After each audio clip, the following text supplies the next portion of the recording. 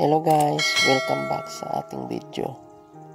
May isi-share lang po ako guys tungkol dito sa millipede or singsing pari kung tawagin sa Tagalog. May scientific din po itong Sphaerostreptida.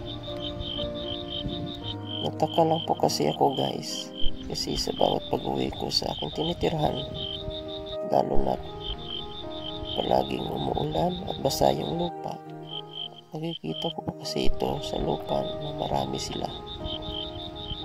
Kaya nagsisearch po ako guys kung ano po ang papel na ginagampanan niya sa mundo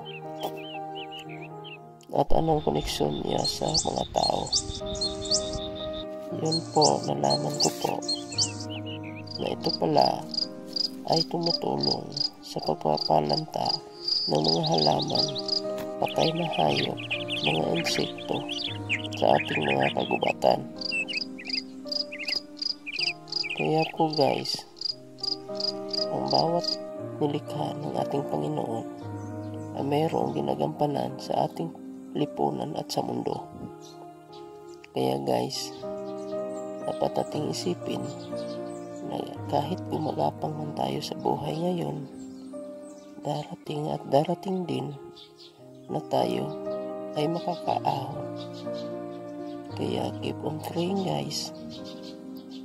Kahit saan ka man magpunta o nasa tahanan mo lang, sa trabaho, sa daanan, dapat palagi tayong manalangin para matulungan tayo sa ating may kapal. Katulad ng millipede, ang buhay natin ay pagapang. Pero darating din ang panahon na tayo ay makakaahon sa buhay. Kaya keep on praying guys, at thank you po sa panonood ng ating video.